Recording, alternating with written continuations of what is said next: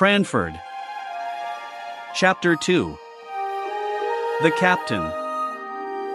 It was impossible to live a month at Cranford and not know the daily habits of each resident, and long before my visit was ended I knew much concerning the whole Brown trio.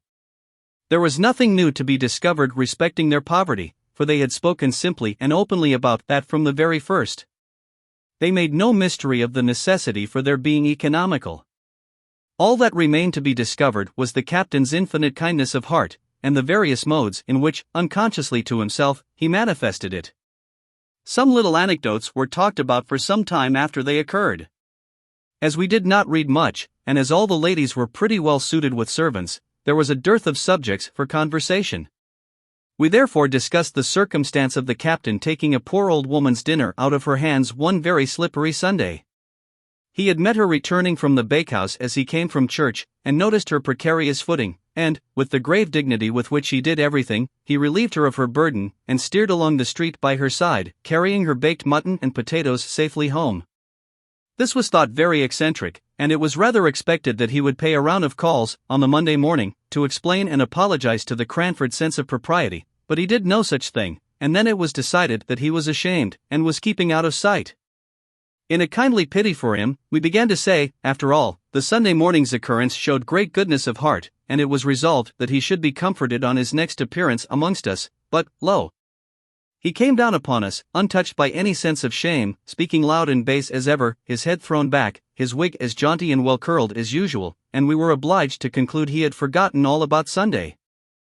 Miss Pole and Miss Jessie Brown had set up a kind of intimacy on the strength of the Shetland wool and the new knitting stitches, so it happened that when I went to visit Miss Pole I saw more of the Browns than I had done while staying with Miss Jenkyns, who had never got over what she called Captain Brown's disparaging remarks upon Dr. Johnson as a writer of light and agreeable fiction. I found that Miss Brown was seriously ill of some lingering, incurable complaint, the pain occasioned by which gave the uneasy expression to her face that I had taken for unmitigated crossness. Cross, too, she was at times, when the nervous irritability occasioned by her disease became past endurance. Miss Jessie bore with her at these times, even more patiently than she did with the bitter self-upbraidings by which they were invariably succeeded. Miss Brown used to accuse herself, not merely of hasty and irritable temper, but also of being the cause why her father and sister were obliged to pinch, in order to allow her the small luxuries which were necessaries in her condition. She would so fain have made sacrifices for them, and have lightened their cares, that the original generosity of her disposition added acerbity to her temper. All this was borne by Miss Jessie and her father with more than placidity, with absolute tenderness. I forgave Miss Jessie her singing out of tune, and her juvenility of dress, when I saw her at home. I came to perceive that Captain Brown's dark Brutus wig and padded coat, alas! too often threadbare, were remnants of the military smartness of his youth, which he now wore unconsciously. He was a man of infinite resources, gained in his baroque experience. As he confessed, no one could black his boots to please him except himself, but, indeed, he was not above saving the little maidservant's labors in every way, knowing, most likely, that his daughter's illness made the place a hard one. He endeavored to make peace with Miss Jenkyns soon after the memorable dispute I have named, by a present of a wooden fire shovel, his own making, having heard her say how much the grating of an iron one annoyed her. She received the present with cool gratitude, and thanked him formally. When he was gone, she bade me put it away in the lumber room, feeling, probably, that no present from a man who preferred Mr. Boz to Dr. Johnson could be less jarring than an iron fire shovel. Such was the state of things when I left Cranford and went to Drumble. I had, however, several correspondents, who kept me au fait as to the proceedings of the dear little town.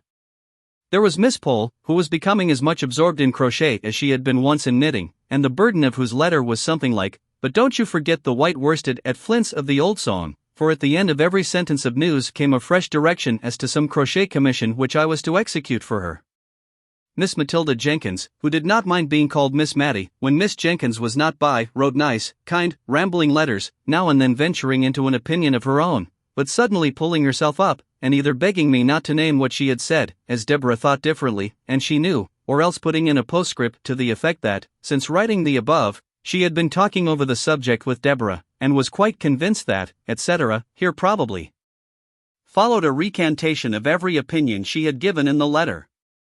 Then came Miss Jenkyns, Deborah, as she liked Miss Matty to call her, her father having once said that the Hebrew name ought to be so pronounced.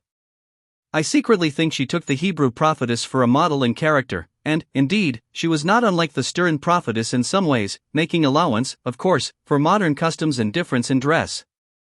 Miss Jenkyns wore a cravat, and a little bonnet like a jockey cap, and altogether had the appearance of a strong-minded woman, although she would have despised the modern idea of women being equal to men. Equal, indeed. She knew they were superior. But to return to her letters. Everything in them was stately and grand like herself. I have been looking them over, dear Miss Jenkyns, how I honored her, and I will give an extract, more especially because it relates to our friend Captain Brown. The Honorable Mrs. Jameson has only just quitted me, and, in the course of conversation, she communicated to me the intelligence that she had yesterday received a call from her revered husband's quondam friend, Lord Mauleverer. You will not easily conjecture what brought his lordship within the precincts of our little town. It was to see Captain Brown, with whom, it appears, his lordship was acquainted in the plumed wars, and who had the privilege of averting destruction from his lordship's head when some great peril was impending over it, off the misnomered Cape of Good Hope. You know our friend the Honourable Mrs. Jameson's deficiency in the spirit of innocent curiosity, and you will therefore not be so much surprised when I tell you she was quite unable to disclose to me the exact nature of the peril in question. I was anxious, I confess, to ascertain in what manner Captain Brown, with his limited establishment, could receive so distinguished a guest, and I discovered that his lordship retired to rest, and, let us hope, to refreshing slumbers, at the Angel Hotel, but shared the Brunonian meals during the 2 days that he honoured Cranford with his august presence.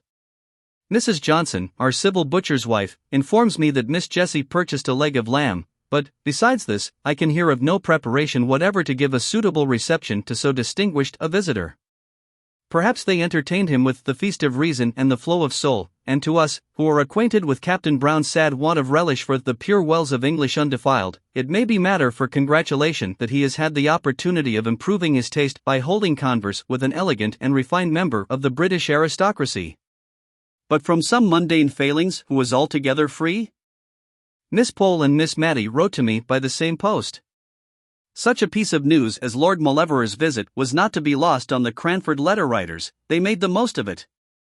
Miss Matty humbly apologized for writing at the same time as her sister, who was so much more capable than she to describe the honor done to Cranford, but in spite of a little bad spelling, Miss Matty's account gave me the best idea of the commotion occasioned by his lordship's visit, after it had occurred, for, except the people at the Angel, the Browns, Mrs. Jameson, and a little lad his lordship had sworn at for driving a dirty hoop against the aristocratic legs, I could not hear of anyone with whom his lordship had held conversation. My next visit to Cranford was in the summer. There had been neither births, deaths, nor marriages since I was there last. Everybody lived in the same house, and wore pretty nearly the same well-preserved, old-fashioned clothes. The greatest event was, that Miss Jenkyns had purchased a new carpet for the drawing-room. Oh, the busy work Miss Matty and I had in chasing the sunbeams, as they fell in an afternoon right down on this carpet through the blindless window. We spread newspapers over the places and sat down to our book or our work, and, lo! In a quarter of an hour the sun had moved, and was blazing away on a fresh spot, and down again we went on our knees to alter the position of the newspapers. We were very busy, too, one whole morning, before Miss Jenkyns gave her party, in following her directions, and in cutting out and stitching together pieces of newspaper so as to form little paths to every chair set for the expected visitors, lest their shoes might dirty or defile the purity of the carpet. Do you make paper paths for every guest to walk upon in London? Captain Brown and Miss Jenkyns were not very cordial to each other. The literary dispute, of which I had seen the beginning, was a raw, the slightest touch on which made them wince. It was the only difference of opinion they had ever had, but that difference was enough. Miss Jenkyns could not refrain from talking at Captain Brown, and, though he did not reply, he drummed with his fingers, which action she felt and resented as very disparaging to Dr. Johnson. He was rather ostentatious in his preference of the writings of Mr. Bawes, would walk through the streets so absorbed in them that he all but ran against Miss Jenkyns, and though his apologies were earnest and sincere, and though he did not, in fact, do more than startle her and himself, she owned to me she had rather he had knocked her down if he had only been reading a higher style of literature. The poor, brave captain. He looked older, and more worn, and his clothes were very threadbare. But he seemed as bright and cheerful as ever, unless he was asked about his daughter's health. "She suffers a great deal, and she must suffer more. We do what we can to alleviate her pain. God's will be done." He took off his hat at these last words.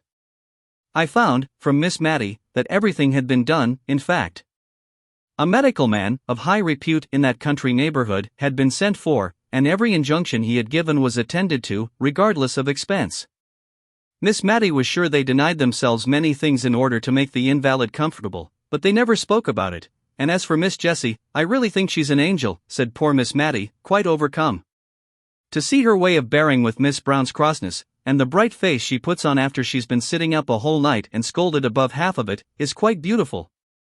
Yet she looks as neat and as ready to welcome the captain at breakfast time as if she had been asleep in the Queen's bed all night.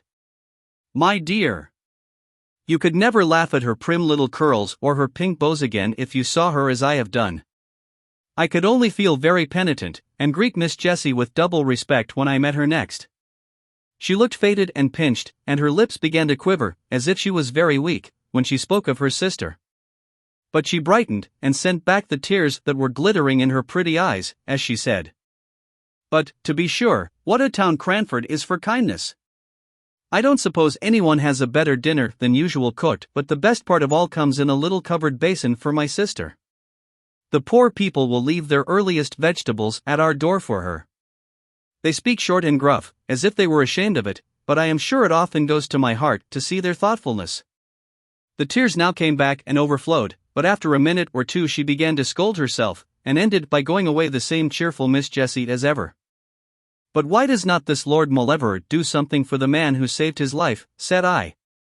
"Why, you see, unless Captain Brown has some reason for it, he never speaks about being poor, and he walked along by his lordship looking as happy and cheerful as a prince, and as they never called attention to their dinner by apologies, and as Miss Brown was better that day, and all seemed bright, I dare say his lordship never knew how much care there was in the background. He did send game in the winter pretty often, but now he has gone abroad. I had often occasion to notice the use that was made of fragments and small opportunities in Cranford, the rose leaves that were gathered ere they fell to make into a potpourri for someone who had no garden, the little bundles of lavender flowers sent to strew the drawers of some town dweller, or to burn in the chamber of some invalid. Things that many would despise, and actions which it seemed scarcely worthwhile to perform, were all attended to in Cranford. Miss Jenkyns stuck an apple full of cloves, to be heated and smelled pleasantly in Miss Brown's room, and as she put in each clove she uttered a Johnsonian sentence. Indeed, she never could think of the Browns without talking Johnson, and, as they were seldom absent from her thoughts just then, I heard many a rolling, three-piled sentence. Captain Brown called one day to thank Miss Jenkyns for many little kindnesses, which I did not know until then that she had rendered. He had suddenly become like an old man, his deep bass voice had a quavering in it, his eyes looked dim, and the lines on his face were deep. He could not speak cheerfully of his daughter's state, but he talked with manly, pious resignation, and not much. Twice over he said, "What Jessie has been to us, God only knows," and after the second time, he got up hastily, shook hands all round without speaking, and left the room. That afternoon we perceived little groups in the street, all listening with faces aghast to some tale or other. Miss Jenkyns wondered what could be the matter for some time before she took the undignified step of sending Jenny out to inquire. Jenny came back with a white face of terror. "Oh, ma'am. Oh, Miss Jenkyns, ma'am. Captain Brown is killed by them nasty cruel railroads," and she burst into tears. She, along with many others, had experienced the poor captain's kindness. How, where? Good God! Jenny, don't waste time in crying, but tell us something. Miss Matty rushed out into the street at once, and collared the man who was telling the tale. She brought the affrighted Carter into the drawing-room. Come to my sister at once, Miss Jenkyns, the rector's daughter." "Oh, man. Say it is not true," she cried, as she brought the affrighted Carter, sleeking down his hair, into the drawing-room, where he stood with his wet boots on the new carpet, and no one regarded it. "Please, mum, it is true." I seated myself, and he shuddered at the recollection. The captain was there reading some new book as he was deep in, awaiting for the down train, and there was a little lass as wanted to come to its mammy, and gave its sister the slip, and came toddling across the line. And he looked up sudden, at the sound of the train coming, and seed the child, and he darted on the line and cotched it up, and his foot slipped, and the train came over him in no time. Oh Lord, Lord! Mum, it's quite true, and they've come over to tell his daughters.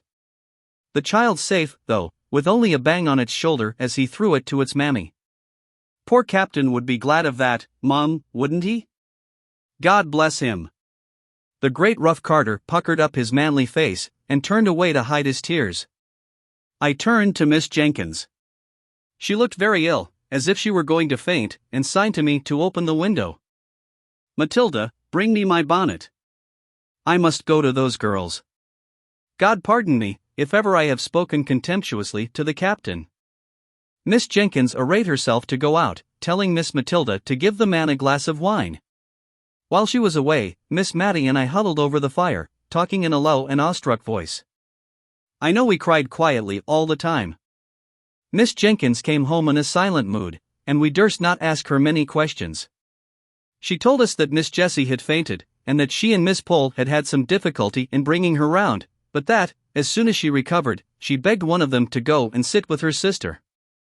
Mr. Hoggins says she cannot live many days, and she shall be spared this shock, said Miss Jessie, shivering with feelings to which she dared not give way. But how can you manage, my dear? Asked Miss Jenkyns. You cannot bear up, she must see your tears. God will help me, I will not give way. She was asleep when the news came, she may be asleep yet.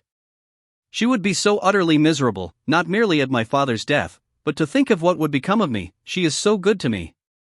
She looked up earnestly in their faces with her soft true eyes, and Miss Pole told Miss Jenkyns afterwards she could hardly bear it, knowing, as she did, how Miss Brown treated her sister.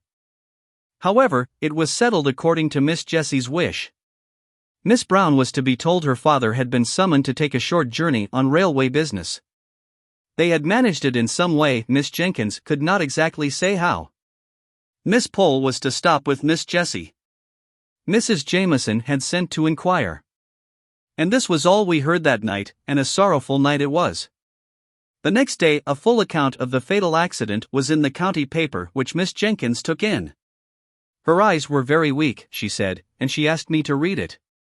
When I came to the gallant gentleman was deeply engaged in the perusal of a number of Pickwick, which he had just received, Miss Jenkyns shook her head long and solemnly, and then sighed out, poor, dear, infatuated man. The corpse was to be taken from the station to the parish church, there to be interred. Miss Jessie had set her heart on following it to the grave, and no dissuasives could alter her resolve. Her restraint upon herself made her almost obstinate. She resisted all Miss Pole's entreaties and Miss Jenkyns' advice. At last Miss Jenkyns gave up the point, and after a silence, which I feared portended some deep displeasure against Miss Jessie, Miss Jenkyns said she should accompany the latter to the funeral. It is not fit for you to go alone. It would be against both propriety and humanity were I to allow it. Miss Jessie seemed as if she did not half like this arrangement, but her obstinacy, if she had any, had been exhausted in her determination to go to the interment.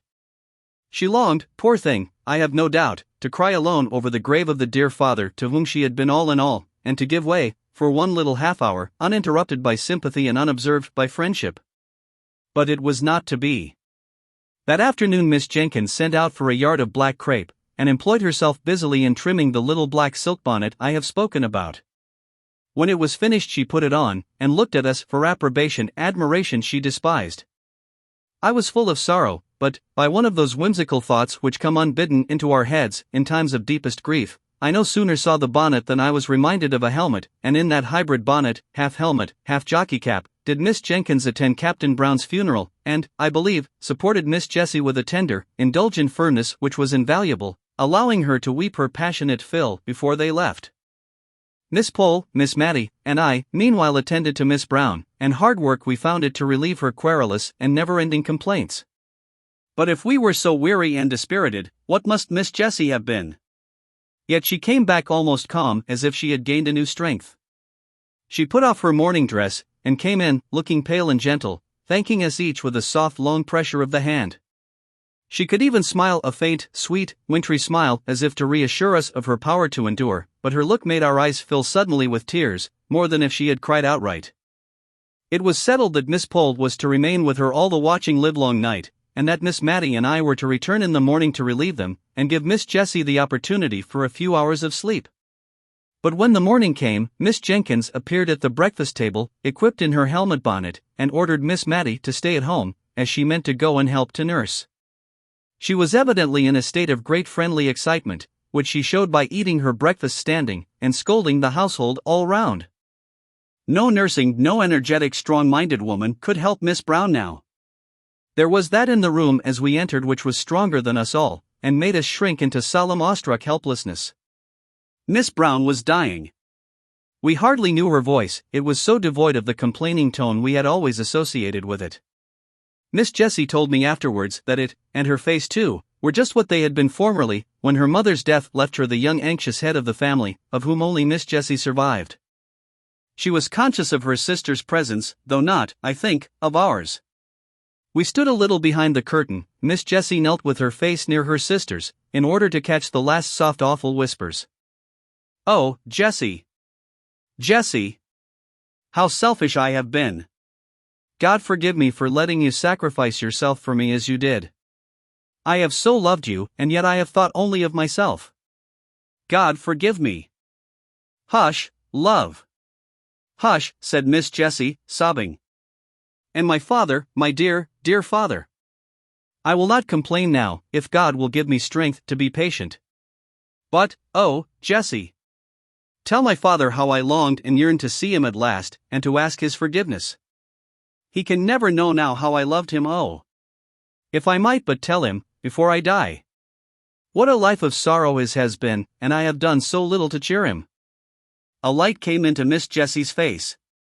"Would it comfort you, dearest, to think that he does know? Would it comfort you, love, to know that his cares, his sorrows—" her voice quivered, but she steadied it into calmness. "Mary, he has gone before you to the place where the weary are at rest. He knows now how you loved him." A strange look, which was not distress, came over Miss Brown's face. She did not speak for some time, but then we saw her lips form the words, rather than heard the sound "Father, Mother, Harry, Archie." Then, as if it were a new idea throwing a filmy shadow over her darkened mind, "But you will be alone, Jessie." Miss Jessie had been feeling this all during the silence, I think, for the tears rolled down her cheeks like rain, at these words, and she could not answer at first. Then she put her hands together tight, and lifted them up, and said, "But not to us, though he slay me, yet will I trust in him." In a few moments more Miss Brown lay calm and still, never to sorrow or murmur more. After this second funeral, Miss Jenkyns insisted that Miss Jessie should come to stay with her rather than go back to the desolate house, which, in fact, we learned from Miss Jessie, must now be given up, as she had not wherewithal to maintain it. She had something above £20 a year, besides the interest of the money for which the furniture would sell, but she could not live upon that, and so we talked over her qualifications for earning money. "I can sew neatly," said she, "and I like nursing. I think, too, I could manage a house if anyone would try me as housekeeper, or I would go into a shop as saleswoman if they would have patience with me at first." Miss Jenkyns declared, in an angry voice, that she should do no such thing, and talked to herself about some people having no idea of their rank as a captain's daughter. Nearly an hour afterwards, when she brought Miss Jessie up a basin of delicately made arrowroot, and stood over her like a dragoon until the last spoonful was finished, then she disappeared. Miss Jessie began to tell me some more of the plans which had suggested themselves to her, and insensibly fell into talking of the days that were past and gone, and interested me so much I neither knew nor heeded how time passed. We were both startled when Miss Jenkyns reappeared, and caught us crying. I was afraid lest she would be displeased, as she often said that crying hindered digestion, and I knew she wanted Miss Jessie to get strong, but, instead, she looked queer and excited, and fidgeted round us without saying anything. At last she spoke. "I have been so much startled." "No, I've not been at all startled, don't mind me, my dear Miss Jessie. I've been very much surprised. In fact, I've had a caller, whom you knew once, my dear Miss Jessie." Miss Jessie went very white, then flushed scarlet, and looked eagerly at Miss Jenkyns. "A gentleman, my dear, who wants to know if you would see him." "Is it? It is not," stammered out Miss Jessie, and got no farther. "This is his card," said Miss Jenkyns, giving it to Miss Jessie, and while her head was bent over it, Miss Jenkyns went through a series of winks and odd faces to me, and formed her lips into a long sentence, of which, of course, I could not understand a word. "May he come up?" asked Miss Jenkyns at last. "Oh, yes. Certainly," said Miss Jessie, as much as to say, "This is your house, you may show any visitor where you like." She took up some knitting of Miss Matty's and began to be very busy, though I could see how she trembled all over. Miss Jenkyns rang the bell, and told the servant who answered it to show Major Gordon upstairs, and, presently, in walked a tall, fine, frank-looking man of 40 or upwards. He shook hands with Miss Jessie, but he could not see her eyes, she kept them so fixed on the ground. Miss Jenkyns asked me if I would come and help her to tie up the preserves in the storeroom, and though Miss Jessie plucked at my gown, and even looked up at me with begging eye, I durst not refuse to go where Miss Jenkyns asked. Instead of tying up preserves in the storeroom, however, we went to talk in the dining room, and there Miss Jenkyns told me what Major Gordon had told her, how he had served in the same regiment with Captain Brown, and had become acquainted with Miss Jessie, then a sweet-looking, blooming girl of 18, how the acquaintance had grown into love on his part, though it had been some years before he had spoken, how, on becoming possessed, through the will of an uncle, of a good estate in Scotland, he had offered and been refused, though with so much agitation and evident distress that he was sure she was not indifferent to him, and how he had discovered that the obstacle was the fell disease which was, even then, too surely threatening her sister. She had mentioned that the surgeons foretold intense suffering, and there was no one but herself to nurse her poor Mary, or cheer and comfort her father during the time of illness. They had had long discussions, and on her refusal to pledge herself to him as his wife when all should be over, he had grown angry, and broken off entirely, and gone abroad, believing that she was a cold-hearted person whom he would do well to forget. He had been traveling in the East, and was on his return home when, at Rome, he saw the account of Captain Brown's death in Galignani. Just then Miss Matty, who had been out all the morning, and had only lately returned to the house, burst in with a face of dismay and outraged propriety. "Oh, goodness me," she said. "Deborah, there's a gentleman sitting in the drawing-room with his arm round Miss Jessie's waist." Miss Matty's eyes looked large with terror. "With his arm around Miss Jessie's waist." Miss Jenkyns snubbed her down in an instant. "The most proper place in the world for his arm to be in. Go away, Matilda, and mind your own business." This from her sister, who had hitherto been a model of feminine decorum, was a blow for poor Miss Matty, and with a double shock she left the room. The last time I ever saw poor Miss Jenkyns was many years after this. Mrs. Gordon had kept up a warm and affectionate intercourse with all at Cranford. Miss Jenkyns, Miss Matty, and Miss Pole had all been to visit her, and returned with wonderful accounts of her house, her husband, her dress, and her looks. For, with happiness, something of her early bloom returned. She had been a year or two younger than we had taken her for. Her eyes were always lovely, and, as Mrs. Gordon, her dimples were not out of place. At the time to which I have referred, when I last saw Miss Jenkyns, that lady was old and feeble, and had lost something of her strong mind. Little Flora Gordon was staying with the Mrs. Jenkyns, and when I came in she was reading aloud to Miss Jenkyns, who lay feeble and changed on the sofa. Flora put down the Rambler when I came in. "Ah," said Miss Jenkyns, "you find me changed, my dear. I can't see as I used to do. If Flora were not here to read to me, I hardly know how I should get through the day. Did you ever read the Rambler? It's a wonderful book, wonderful. And the most improving reading for Flora, which I dare say it would have been, if she could have read half the words without spelling, and could have understood the meaning of a third, better than that strange old book, with the queer name, Poor Captain Brown was killed for reading, that book by Mr. Boz, you know Old Paws, when I was a girl, but that's a long time ago, I acted Lucy in Old Paws." She babbled on long enough for Flora to get a good long spell at the Christmas Carol, which Miss Matty had left on the table.